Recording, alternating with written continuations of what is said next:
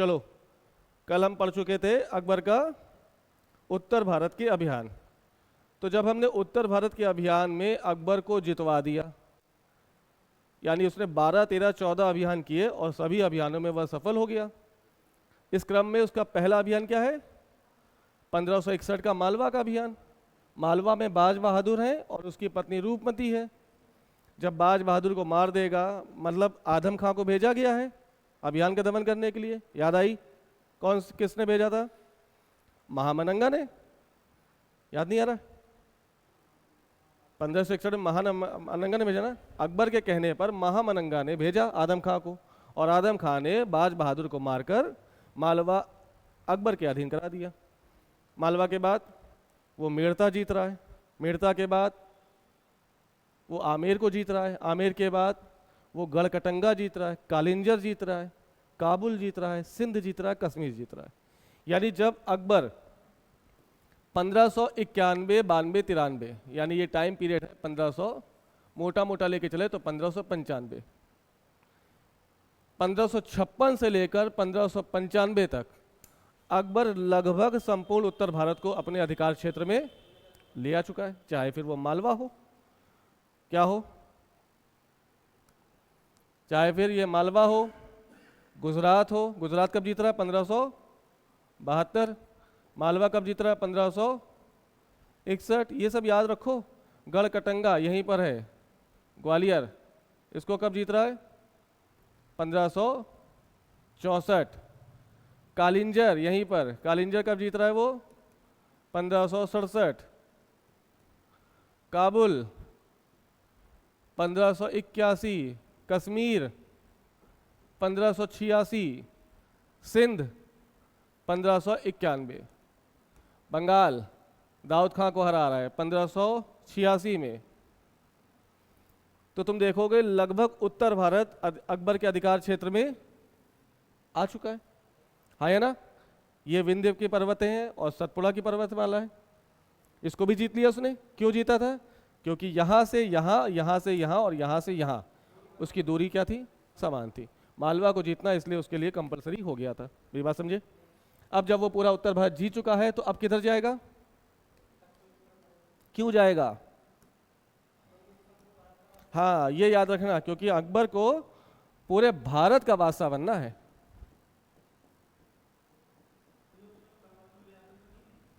क्या? अरे अब कन्नौज में प्राचीन भारत में थे, सब खत्म हो गए। कन्नौज कहीं अब नहीं रहा। कन्नौज दिल्ली का ही पार्ट हो गया है। कन्नौज से याद करो, घेर रहा था कौन? कौन घेर रहा था? हुमायूं को। जब उसने कानपुर पहुंचा, कानपुर से अपनी सेनाओं को 2 भागों में बांट दिया और हुमायूं को घेरने का प्रयास किया। शेरशाह सूरी एक तरफ अब आगरा रोड से जा रहा है और एक तरफ कालपी रोड से, कन्नौज से रोड से। तो कन्नौज अब दिल्ली के क्षेत्र में है। याद आई बातें? कौन जा रहा है? आगरा से शेरशाह सूरी गया और कालपी से किसको भेजा था? अपने पुत्र कुतुब खां को। कुतुब खां को कालपी के युद्ध में शेरशाह सूरी ने मार दिया, सॉरी हुमायूं ने मार दिया। तो शेरशाह फिर उसके बाद कौन सा युद्ध लड़ेगा? बिलग्राम का युद्ध। इसी को कन्नौज के युद्ध के नाम से जानते हैं ना।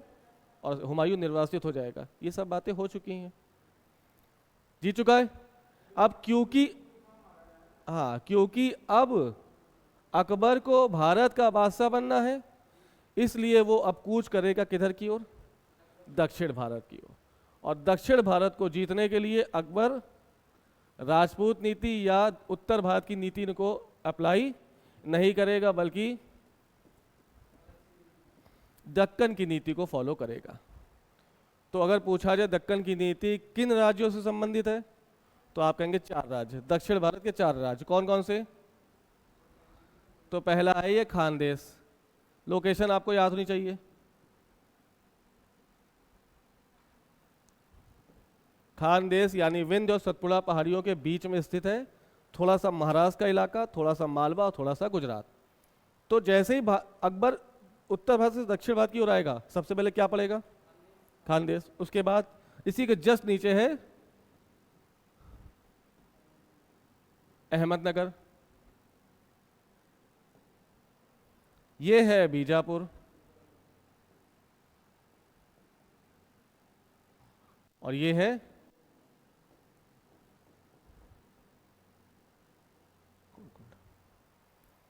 अब देखो अकबर ने क्यों दक्षिण भारत की ओर मूव किया।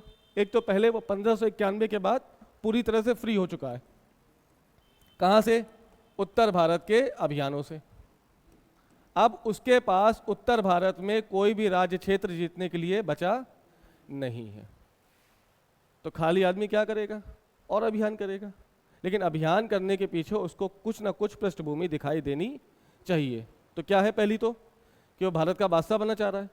ऐसे में अकबर चाह रहा है कि वो संपूर्ण भारत का एक छत्र राजा बनकर आ जाए। उत्तर भारत के लोगों ने डायरेक्ट उसका अधीनता स्वीकार कर ली। दक्षिण भारत के लिए वो कहेगा कि आप डायरेक्ट अधीनता स्वीकार ना करें, आप मेरी अपनी सॉवरेनिटी मेरे दरबार के प्रति समर्पित कर दें। राजा आप ही बने रहे, लेकिन आप एज अ सब्जेक्ट अकबर के प्रति कर्तव्यनिष्ठ बने रहें। मतलब आप अपने क्षेत्र के राजा, लेकिन जैसे ही आप अकबर के दरबार में जाओगे तो अकबर के दरबार में आपको प्रजा की तरह ट्रीट किया जाएगा। और अकबर जो कहेगा खान देश में वो काम आपको करना पड़ेगा। अकबर जो कहेगा अहमदनगर में आपको वो काम करना पड़ेगा। अकबर जो कहेगा बीजापुर में आपको वो काम करना पड़ेगा। अकबर जो कहेगा गोलकुंडा में आपको वो काम करना पड़ेगा। तो हम वही पुरानी बातें बोलते हैं, आपको एक छोटी सी रियासत का राजा बनना अच्छा है कि बड़े साम्राज्य का नौकर? तो क्या ये आसानी से अपनी संप्रभुता अकबर को त्याग देंगे? नहीं त्यागेंगे ना। ये बात समझ लो। संप्रभुता त्याग देंगे क्या ये लोग? ये अपने राजत्व से प्रेम करते हैं ना। अगर अकबर की अधीनता स्वीकार करते तो राजा कौन? और ये अपने राजा के पद को त्याग देते। क्या ये ऐसा हो सकता था? कोई भी आदमी हो, छोटी रियासत का ही राजा हो, लेकिन यदि वो राजा का पद नहीं, सॉरी क्या कह रहे हैं, क्या कह रहे थे? हाँ, मान लो कोई व्यक्ति है जो छोटी सी रियासत का राजा है और उसको ऑफर आए कहीं बाहर के बड़े से साम्राज्य के मनसबदार बनने के लिए, तो वो इजीली एक्सेप्ट नहीं करेगा। वैसे ही दक्षिण भारत के राज्यों ने भी किया, यानी दक्कन की नीति को दक्षिण भारत के राज्यों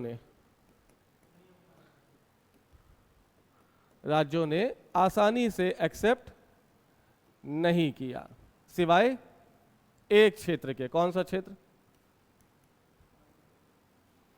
खान देश ने तुरंत ही अकबर की अधीनता स्वीकार कर ली। काहे? क्या इनको अपने राजा के पद से प्रेम नहीं था? तो फिर क्या वजह थी कि इन्होंने अपनी अधीनता स्वीकार कर लिया अकबर की तुरंत? दिमाग लगाओ, स्थिति देखो। हाँ, बहुत बढ़िया, बिल्कुल बिल्कुल। ये है दिल्ली और ये है खानदेश। अकबर कभी भी अगर दक्षिण भारत की मूव करता तो सबसे पहला शिकार कौन था? खानदेश। और जब जब अकबर आता हर बार खानदेश को नुकसान झेलना पड़ता। ऐसे में अकबर की शक्तिशाली पहुंच का खानदेश को अनुभव था। उसको पता था ना इनको कि अकबर शक्तिशाली सम्राट है, बादशाह है। फिर उनके मन में एक और बात थी कि अकबर के दरबार में जितने भी राजपूत हैं, अकबर ने उनको समान संरक्षण दिया है, सबसे सम्मान से बात करता है, किसी के साथ भेदभाव वाली नीतियों को लागू नहीं करता। यानी अकबर के दरबार में रहोगे तो आप अपने राजत्व को बरकरार रखोगे, उसकी कुछ नीतियों को आपको पालन करना पड़ेगा। ऐसे में खान देश के पास क्या विकल्प था कि वो अकबर की अधीनता स्वीकार कर ले, और बिना किसी रिटेलिएशन के खान देश ने अकबर की अधीनता स्वीकार कर ली। मतलब कोई भी विरोध नहीं किया। तुरंत 1596 के समय में, 1595 से काम शुरू हुआ, 1596 में खान देश ने अधीनता स्वीकार कर ली। मेरी बात समझे? दक्कन की नीति कितने राज्यों के लिए? केवल 4। कौन कौन से? खानदेश, अहमदनगर, बीजापुर और गोलकुंडा। जब भारत दिल्ली से अकबर आएगा तो क्या करेगा? उत्तर भारत के राज्यों की नीति अलग और दक्षिण भारत के राज्यों की नीति अलग। और इसी दक्षिण भारत के राज्यों की नीति को क्या कहा गया? Policy of Deccan states.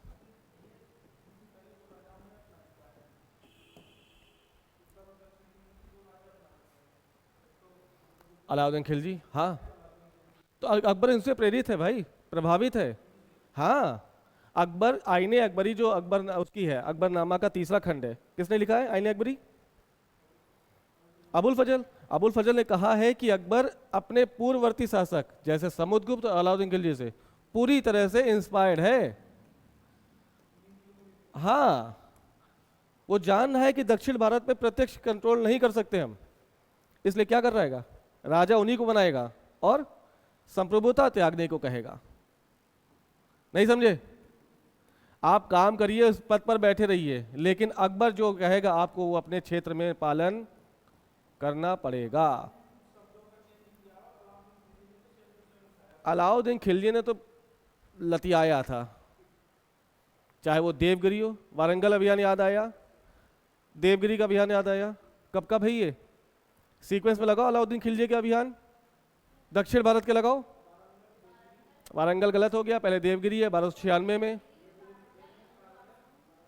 हाँ, देवगिरी, वारंगल, द्वार समुद्र और पांड्य राज। उत्तर भारत के अभियान बताओ अलाउद्दीन खिलजी के। जालौर, ठीक है, गुड। तो ठीक उसी तरह से जैसे समुद्रगुप्त ने दक्षिण भारत की नीति अपनाई, अलाउद्दीन खिलजी ने अपनाई, वैसे ही अकबर ने दक्कन की नीति का प्रतिपादन किया। कितने लोगों के लिए? खानदेश, अहमदनगर, बीजापुर और गोलकुंडा। क्या है नीति? इस दक्कन की नीति के तहत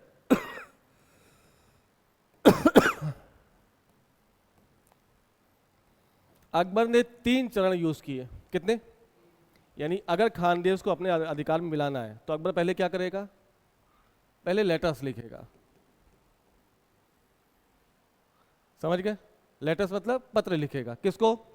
तो चाहे खानदेश हो, चाहे अहमदनगर हो, चाहे बीजापुर हो, और या गोलकुंडा हो। लेटर पहुंचे खानदेश के पास। खानदेश ने बिना अकबर के डेलीगेशन को बुलाए, डेलीगेशन मतलब दूत, बिना दूत बुलाए खानदेश ने अधीनता स्वीकार कर ली। बस एक लेटर से ही खानदेश ने अकबर की अधीनता स्वीकार कर ली। अकबर ने क्या लिखा होगा उसमें? कि मैं जलालुद्दीन मोहम्मद अकबर, भारत का बादशाह, आपको ये आदेश देता हूं कि आप अपनी संप्रभुता दिल्ली के प्रति त्याग दें। ये भाई साहब तुरंत गए और उन्होंने कहा जी महाराज, त्याग दिया। समझ गए? तो एकमात्र ऐसा राज्य जिसने अधीनता स्वीकार कर ली, बाकी तीनों ने अधीनता स्वीकार नहीं की। देखो क्या हुआ। खानदेश के बाद एक लेटर यहां भी पहुंचा होगा, एक यहां भी, और एक इन दोनों ने अकबर के लेटर्स का अपमान नहीं किया, लेकिन जवाब भी नहीं दिया। अहमदनगर ने भी लेटर्स का जवाब नहीं दिया। अब अकबर क्या करेगा? लेटर्स भेज चुका है। दक्कन की नीति का दूसरा चरण क्या करेगा? वो डेलीगेशन भेजेगा। मतलब अब अपने दूत भेजेगा। दूत जाएंगे कहां पर? यहां जाएंगे नहीं, क्योंकि यहां पे एक्सेप्ट हो चुके हैं। अहमदनगर, बीजापुर और गोलकुंडा। बीजापुर और गोलकुंडा ने दूतों का अपमान नहीं किया और कहा कि हम आपको सोच के बताएंगे, और खूब सारे गिफ्ट्स दे दिए। अकबर इनके प्रति शांत हो गया। बचा कौन? अहमदनगर की सिचुएशन देखो क्या है। ये है अहमदनगर। अहमदनगर में जब अकबर ने अपना डेलीगेशन भेजा, उस समय की कंडीशन देखो क्या है। अहमदनगर में राजा कौन है? बुरहान उल मुल्क निजाम शाह। अहमदनगर में कौन सा वंश है? बीजापुर में देखो ये लिखवाया है हमने, आदिल शाही। गोलकुंडा में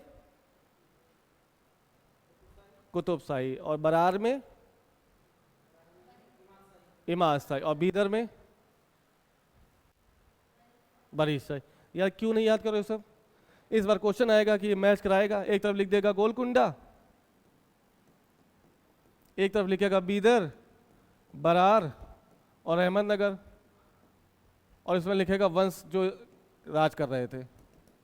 करो मैच, तो जब याद होगा तभी कर पाओगे ना। चलो मत याद करो। कहाँ थे इस समय? राजा कौन है यहाँ का? बुरहान उल मुल्क निजाम शाह। निजाम शाह ने अकबर के डेलीगेशन का घोर अपमान कर दिया। क्या कर दिया? यानी राजदूत को अपमानित करके भेज दिया वापस। ऐसे में क्या होगा? अकबर गुस्साएगा। और दक्कन की तीसरी नीति कौन सी है? पहली लेटर्स है, दूसरा डेलीगेशन है, और तीसरा बैटल है। बैटल और वॉर में अंतर होता है। क्या अंतर है? बैटल और वॉर में क्या अंतर है? वॉर का मतलब है एक ऐसा युद्ध जिसके बाद बहुत व्यापक परिवर्तन हो, राजनीतिक, सामाजिक, आर्थिक, सांस्कृतिक सभी प्रकार के परिवर्तन हो जाए। और बैटल छिटपुट लड़ाई। बैटल से लड़ाई तो होगी, कोई जीतेगा कोई हारेगा, लेकिन व्यापक परिवर्तन नहीं होंगे, है ना। तो क्या बोलना है इसको? बैटल। क्यों? क्योंकि व्यापक परिवर्तन नहीं होंगे ना। चलो देखो, अब जैसे ही अकबर ने युद्ध की घोषणा की, करने वाला था, तब तक बुरहान उल मुल्क की मौत। समझ गए मेरी बात? अच्छा हाँ, एक चीज और बहुत इंपॉर्टेंट। अकबर दक्षिण भारत की ओर क्यों आ रहा है? क्योंकि पहली बार तो उसको उत्तर भारत से छुट्टी मिल गई, फ्री है वो। दूसरा, वो भारत का बादशाह बनना चाहता। तीसरा, ये जो आपस के क्षेत्र हैं, ये आपस में कहीं ना कहीं लड़ाई झगड़ा करते रहते थे। तो चाहे खानदेश हो, चाहे गोलकोंडा हो, चाहे बीजापुर हो, और चाहे अहमदनगर हो, ये आपस में ही गुत्थम गुत्था करते रहते थे। ऐसे में राजनीतिक अस्थिरता बनी हुई थी। कहां पर? दक्षिण भारत में। क्या बनी थी? अब जब दक्षिण भारत के इन राज्यों में राजनीतिक अस्थिरता बनी होगी, तो यहां की जनता खुश होगी कि दुखी होगी?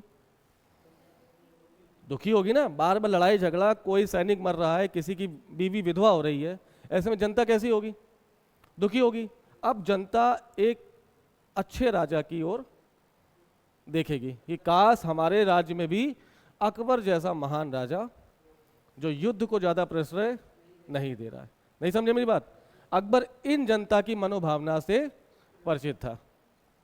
तीसरा कारण, सबसे इंपॉर्टेंट फॉरमोस्ट कारण है ये, कि यहाँ की जनता अकबर की ओर देख रही थी कि आओ बादशाह, हमें एक्सेप्ट करो, क्योंकि हम बहुत ज़्यादा परेशान। किसकी वजह से? इन वजह से। ऊपर से चाहे खानदेश हो, चाहे अहमदनगर हो, चाहे बीजापुर हो, और चाहे गोलकोंडा हो, देखो यहाँ की जो स्थिति है, कैसे देश, कैसे राज्य हैं ये सब? हिंद की इस्लामिक राज्य। इस्लामिक राज्य होने के बावजूद भी यहां पर जो मुस्लिम वर्ग था, वो भी क्या था? बिखरा हुआ। समझ लेना, ये सब चीजें किताबों में मिलेंगी नहीं आपको। कैसा है? कैसे मतलब? यानी यहां सिया भी हैं, यहां सुन्नी भी हैं,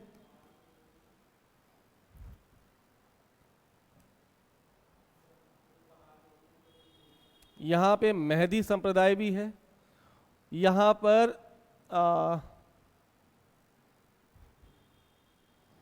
गरीब संप्रदाय, गरीब मतलब वो गरीब नहीं, मुस्लिमों का संप्रदाय होता है, यहाँ पर अफगानी है, यहाँ पे बंगस पठान है, यानी बड़ी मिक्स कल्चर है यहाँ पे। ठीक है, यहाँ पर क्या है? बहुत ही मिक्स कंपोजिट कल्चर है। लेकिन कंपोजिट इन द सेंस सांप्रदायिक सौहार्द से नहीं है। यहाँ पे लोग खुशी खुशी नहीं रह रहे हैं, बल्कि सिया किससे लड़ेंगे? सिया सुन्नी लड़ेंगे, फिर मेहदी भी आ जाएंगे, फिर गरीब भी, अफगानी भी, बंगस पठान भी आपस में क्या कर रहे हैं? अगर ये सही से रह रहे होते तो मजबूत कौम होती, लेकिन सब आपस में क्या कर रहे हैं? लड़ाई कर रहे हैं। लड़ाई करने के बाद क्या होगा? अकबर की नीति कौन सी है? सुलह कुल, सभी धर्म को बराबर से संभाव। क्या इन राज्यों में सुलह कुल की नीति का पालन हो रहा है? हो रहा है? और सुलह कुल अकबर ने लाया क्यों था? सिर्फ दिल्ली के लिए कि पूरे भारत के लिए? तो यानी सुलह कुल की नीति का पालन दक्षिण भारत के ये राज्य नहीं कर रहे थे। इस वजह से अकबर को इन राज्यों को जीतना क्या हो गया था? अनिवार्य हो गया था। तो अगर पूछे कि अकबर ने दक्षिण भारत के राज्यों को क्यों जीता, तो कम से कम तुम्हारे पास 4 से 5 कारण होने चाहिए। पहला कारण सबसे इंपॉर्टेंट कि खानदेश, बीजापुर, अहमदनगर और गोलकुंडा में आपसी वैमनस्य की भावना थी। ऐसे में ये हर दिन एक दूसरे राज्यों से लड़ाई करते थे। जब लड़ेंगे तो राजनीतिक अस्थिरता विद्यमान होगी और जिसके कारण वहाँ की जनता क्या हो जाएगी? परेशान होगी। और उस परेशानी से जनता किधर देखेगी? अकबर की। क्योंकि वो देख रही कि दक्षिण भारत की कंपैरेटिवली उत्तर भारत में राजनीतिक स्थिरता है और यहाँ की जनता ज़्यादा खुश। तो क्या करेंगे? जनता कहेगी भैया बादशाह आ जाओ और हमारे राज्यों को जीतकर अपने अधीन कर लो। दूसरा कारण क्या है कि इन राज्यों में जो मुस्लिम बाहुल्य क्षेत्र है, यहाँ पर भी मुस्लिम होने के बावजूद भी सिया, सुन्नी, महदी, गरीब अफगानी और बंगस पठान के बीच आपसी वैमनस्य की भावना बन चुकी है। ऐसे में सुलह कुल की नीति का सही से प्रतिपादन नहीं हो पा रहा है। अकबर चाहेगा क्या? सुलह कुल का मतलब सर्वधर्म संभाव, भारत में स्थित सभी धर्म एक हैं और सबका सम्मान करना चाहिए। क्या ये आपस में एक दूसरे धर्मों का सम्मान कर रहे हैं? क्या करेगा अकबर? अटैक करेगा। तीसरी बात, अकबर खुद भारत का बादशाह बनना चाह रहा है, अकबर को महान बनना है। इन सारे कारणों के कारण अकबर खानदेश, अहमदनगर, बीजापुर और गोलकुंडा के प्रति आकर्षित होगा और उनको जीतने का प्रयास करेगा। समझ गए? पक्का? अब कहाँ थे हम? हाँ, कहाँ की स्थिति है? अहमदनगर में क्या बन रही है प्रॉब्लम? बुरहान मुल्क जो अहमदनगर का राजा है, उसने अकबर के डेलीगेशन को बुरी तरह से अपमानित करके भेज दिया। अकबर युद्ध की घोषणा करने ही वाला था कि बुरहानुल मुल्क की मौत हो गई। अब बुरहानुल मुल्क की मौत होने के बाद अहमदनगर में सियासत गरमरा जाएगी। क्या हो जाएगी? सियासत गरम। क्यों? गद्दी किसको मिले? तो गद्दी के लिए 4-5 लोग। एक है बहादुर खां। बहादुर खां बुरहान मुल्क का लड़का है। बीजापुर के आदिल शाह, बीजापुर के इब्राहिम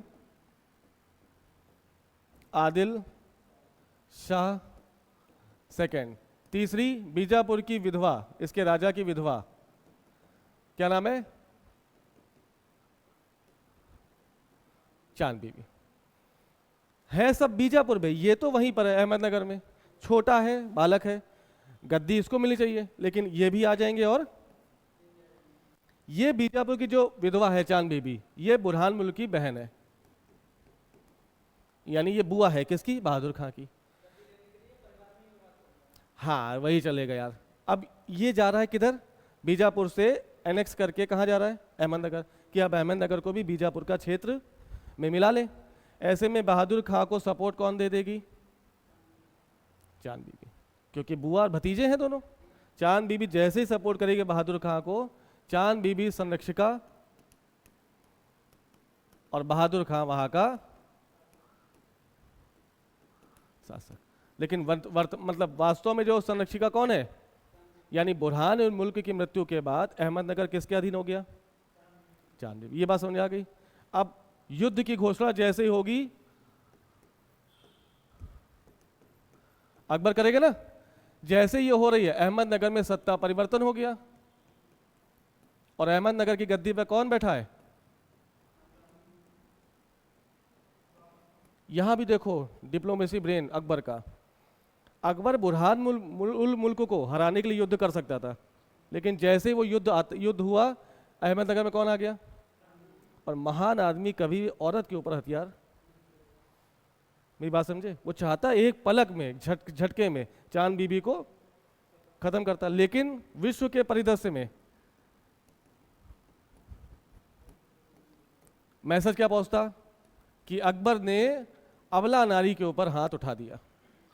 अकबर ने अबला नारी को उसकी गद्दी से उतारकर स्वयं की अधीनता स्वीकार करने के लिए विवश कर दिया।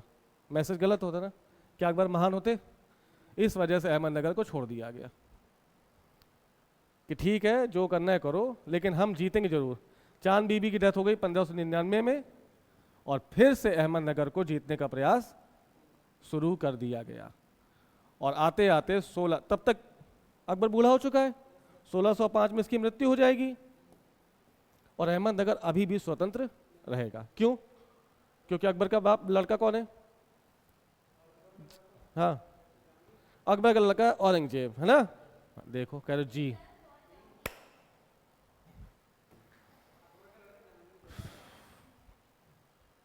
जहांगीर कैसा है? विलासी आदमी ना, वो नूर जहां के प्रेम में पागल है। ऐसे में वो अहमदनगर की ओर जाएगा ही नहीं, ध्यान ही नहीं देगा। और बीतते बीतते 1633 का टाइम आएगा, तब जाकर कहीं अहमदनगर मुगल वंश के अधीन आ जाएगा। तो प्रयास किसने किया? अकबर ने। अधीनता किसके समय हुई? जहांगीर, सॉरी शाहजहां। क्योंकि 1605 से 1628 है जहांगीर का, हाँ 1633, यानी शाहजहां के काल में अहमदनगर हमेशा के लिए मुगल वंश के अधीन हो जाएगा। मेरी बात समझे? पक्का?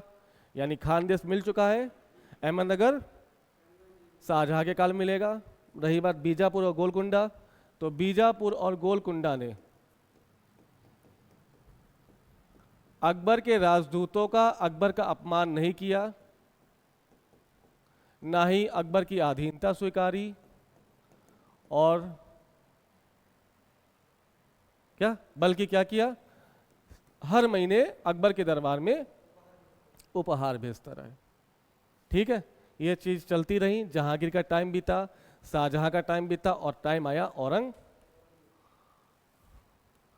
औरंगजेब एक कट्टर मुस्लिम शासक है, साम्राज्य विस्तारवादी नीति का प्रणेता है।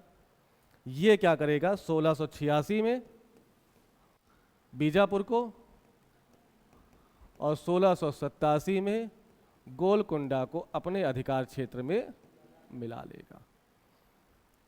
तो जिसको पाने की चाहत अकबर ने की थी, वो औरंगजेब के समय तक पूरी तरह से प्राप्त हो गया। समझ में आया? तो क्या अकबर भारत का बादशाह था? है ना? हाँ तो बोलो हाँ था। क्यों था? क्योंकि उसके साम्राज्य में उत्तर भारत के सभी राज्य और दक्षिण भारत के सभी राज्य कहीं ना कहीं प्रत्यक्ष या अप्रत्यक्ष रूप से उसकी अधीनता स्वीकार कर चुके थे। बात समझ गए? पक्का? तो ये थी अकबर की दक्कन नीति। कल हम क्या पढ़ेंगे? भू राजस्व नीति पढ़ेंगे, यानी अकबर का आर्थिक इतिहास। अकबर का आर्थिक इतिहास कहो या मुगलों का आर्थिक इतिहास कहो, बात एक ही। और परसों पढ़ेंगे अकबर कालीन